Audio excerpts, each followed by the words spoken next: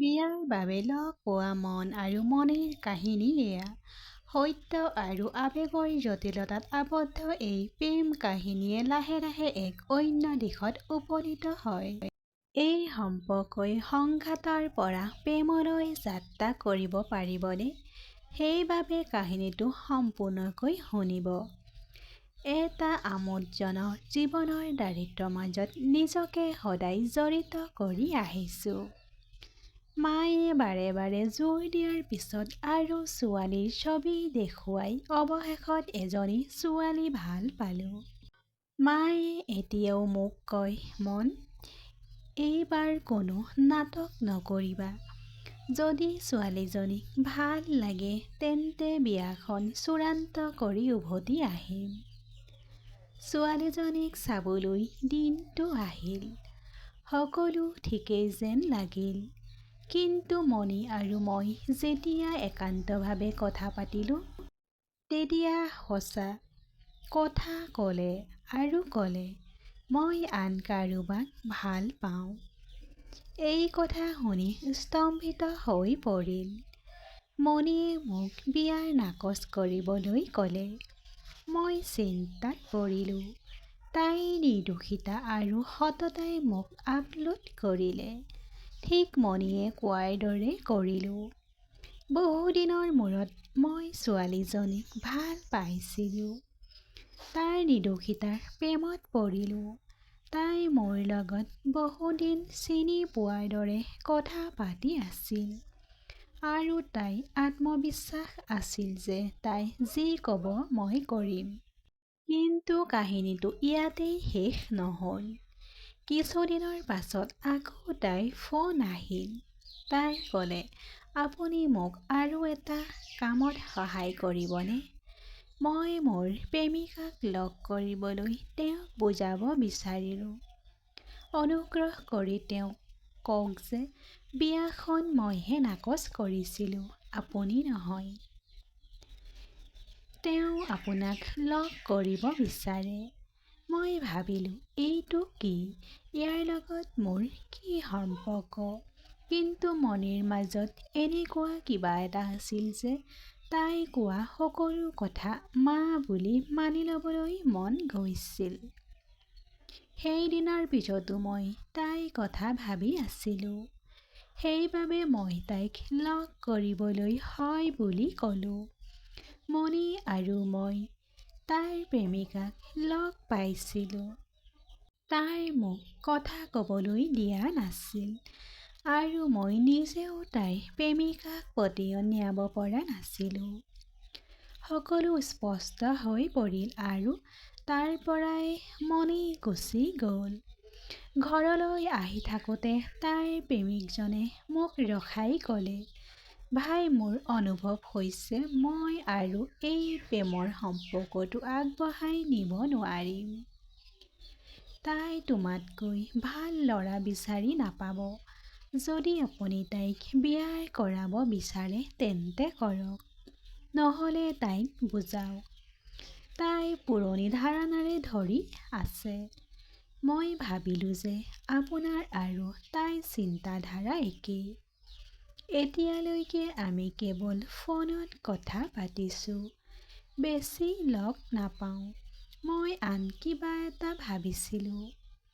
তাই সঁচা প্ৰেম আৰু ৭টা জন্মৰ কথা কয়।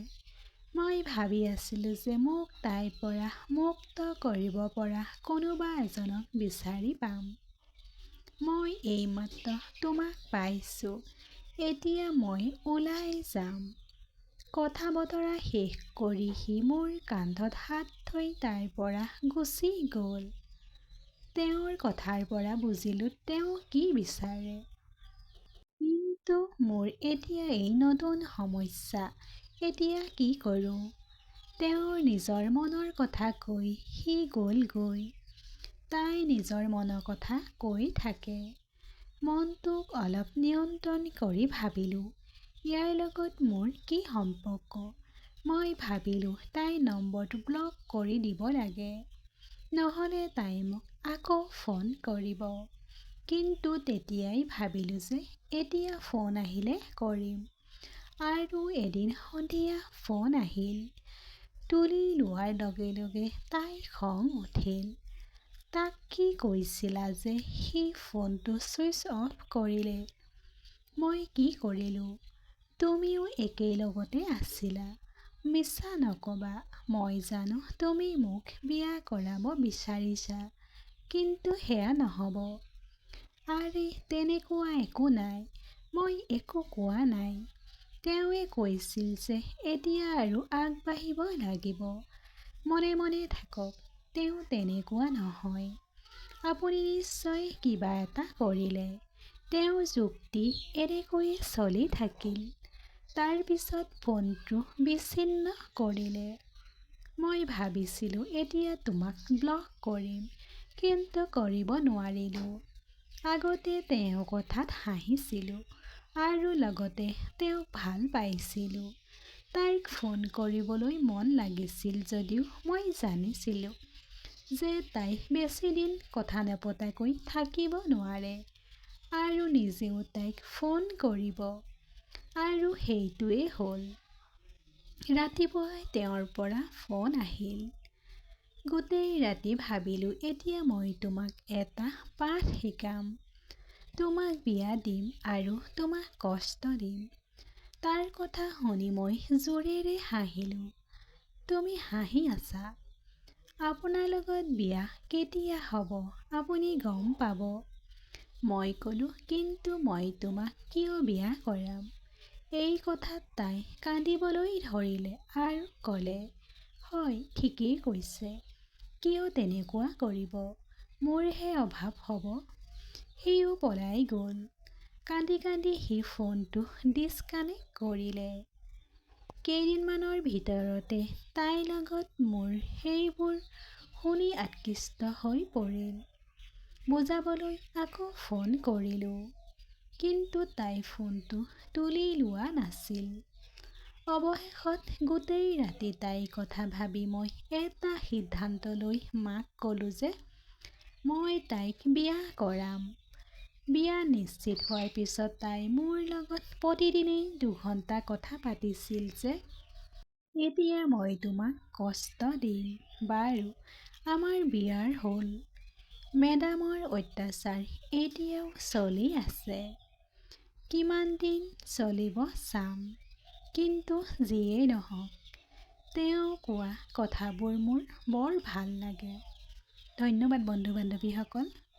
কাহিনীটো শুনি ভাল লাগিলে লাইক, কমেণ্ট, শ্বেয়াৰ আৰু ছাবস্ক্ৰাইব কৰি দিব।